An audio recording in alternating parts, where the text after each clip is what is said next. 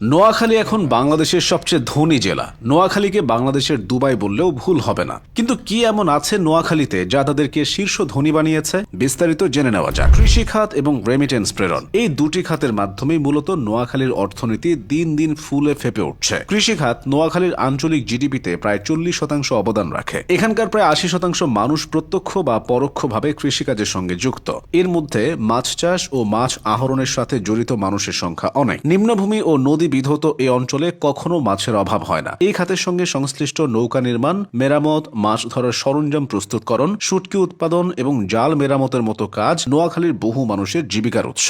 কৃষি খাতে ফসল উৎপাদন বছরে একবার হলেও শীত মৌসুমে নোয়াখালীর দক্ষিণাঞ্চলের বিস্তীর্ণ চরভূমিতে নানা ধরনের শাকসবজি ও ফসলের চাষ হয়। এছাড়া চরাঞ্চল ও দ্বীপগুলোতে গবাদি পশু যেমন গরু, মহিষ, ছাগল, ভেড়া পালনও ব্যাপক লাভজনক। প্রবাসী আয় যে কোনো এলাকার আর্থসামাজিক উন্নয়নে বড় ভূমিকা রাখে। নোয়াখালী এই সুবিধাটা খুব ভালোভাবে নিয়েছে। বিদেশে যেতে হলে উল্লেখযোগ্য পরিমাণ অর্থ বিনিয়োগ করতে হয়। নোয়াখালীর মানুষ যত সহজে বিদেশে যাওয়ার জন্য অর্থ জোগাড় করতে পারেন, অন্য জেলার মানুষের পক্ষে তা জোগাড় করা কষ্টসাধ্য। কর্মসংস্থানের সন্ধানে নোয়াখালীর বিপুল সংখ্যক মানুষ মধ্যপ্রাচ্য, ইউরোপ ও অন্যান্য দেশে অভিবাসী হচ্ছেন। বিদেশে কর্মরত নোয়াখালীবাসীর পাঠানো রেমিটেন্স বাংলাদেশের অর্থনীতিতে ফুয়েল হিসেবে কাজ করছে। রেমিটেন্স প্রেরণের দিক থেকে নোয়াখালী দেশের শীর্ষস্থানীয় জেলাগুলোর মধ্যে অন্যতম।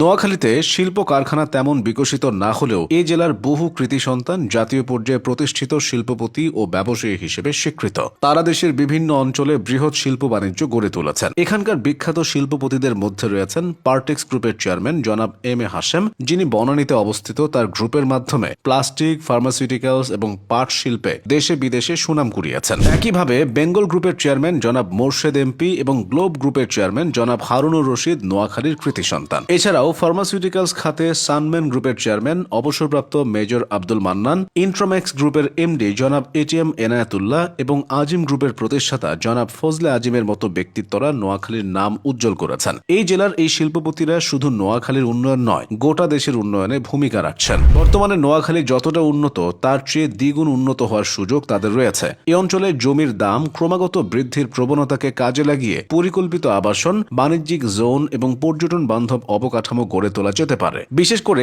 নিঝুম দ্বীপের মতো প্রাকৃতিক সম্পদকে ইকো ট্যুরিজমের কেন্দ্রবিন্দু হিসেবে গড়ে তোলা গেলে এটি জাতীয় ও আন্তর্জাতিক পর্যটকদের আকর্ষণের হটস্পটে পরিণত হতে পারে। এছাড়া ম্যানগ্রোভ বনায়ন ও ফ্লোটিং ফার্মিং এর মতো জলবায়ু সহিষ্ণু উদ্যোগ প্রাকৃতিক দুর্যোগ মোকাবিলায় সহায়ক হবে। বিশ্বজুড়ে ছড়িয়ে থাকা নোয়াখালীর প্রবাসী জনশক্তি যে বিপুল পরিমাণ রেমিটেন্স প্রেরণ করেন তা শিল্পায়ন, এগ্রো প্রসেসিং, ক্ষুদ্র ও মাঝারি উদ্যোগ এবং প্রযুক্তি খাতে বিনিয়োগ করা গেলে স্থানীয় কর্মসংস্থান ও অর্থনীতির বৈচিত্র্য বাড়বে। উদাহরণস্বরূপ মৎস্য খাতে কোল্ড স্টোরেজ, প্রক্রিয়াজাতকরণ শিল্প ও এক্সপোর্ট জোন তৈরি করে বৈদেশিক মুদ্রা আয় বৃদ্ধি করা সম্ভব। এদিকে এখানকার উপকূলীয় অঞ্চলে প্রতি বছর সাগর থেকে জেগে ওঠা নতুন ভূমি কৃষি, মৎস্য চাষ এবং শিল্পায়নের জন্য সুবর্ণ সুযোগ তৈরি করছে। তবে নোয়াখালীর নানান সময় প্রাকৃতিক দুর্যোগের মুখে পড়ে।